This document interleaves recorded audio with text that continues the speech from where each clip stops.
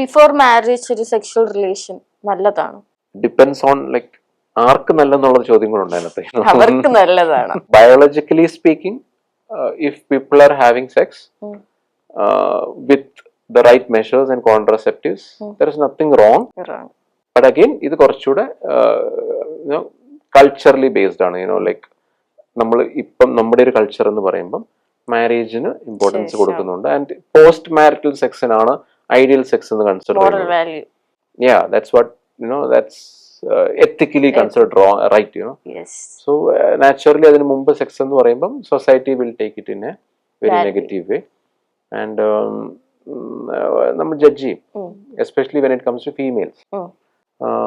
ഇതുപോലെ ഇപ്പം നമ്മുടെ നാട്ടിൽ ഒരു കൾച്ചർ ഉണ്ടായിരുന്നു, ഇപ്പൊ അത് മാറി വരുന്നുണ്ട്.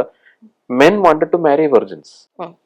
ഓക്കെ, പുരുഷന്മാരുടെ ഒരു മാൻഡേറ്റർ ആയിരുന്നു അവൾ വെർജിൻ ആയിരിക്കണം എന്നുള്ള. അവളുടെ വെർജിനിറ്റി നഷ്ടപ്പെടേണ്ടത് it's on the first night bed എന്നുള്ളതാണ്. ഫസ്റ്റ് നൈറ്റില് ബ്ലഡ് കാണുമ്പോഴാണ് the relationship is ideal. That's what men use to think.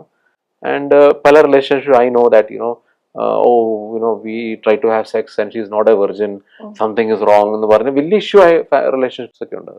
നമ്മുടെ സൊസൈറ്റി ഇപ്പോഴും തിങ്ക് ചെയ്യുന്നത് it's still against pre marital sex.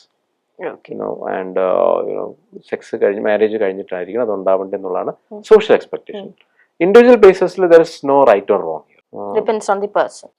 Even law നോക്കിയാൽ പോലും 18 വയസ്സ് കഴിഞ്ഞാൽ മ്യൂച്വൽ കൺസെന്റ് ഉണ്ടെങ്കിൽ two people are adults and when two people decide to have sex, no one can stop them. Okay. Yeah, even the law cannot stop them. എന്നുള്ളതാണ്. So ഇതെല്ലാം നമ്മൾ contradiction ഉണ്ട്. Law is okay, biology is okay, society is not okay, family is not okay. So ഇതിന്റെ ഇടയ്ക്ക് നിൽക്കും individual. So what is right and what is wrong എന്ന് പറയുന്നത് ഓരോരുത്തർക്കും ഡിഫറെന്റ് ആയിരിക്കും. ഡിഫറെന്റ് ആണ്. Yeah.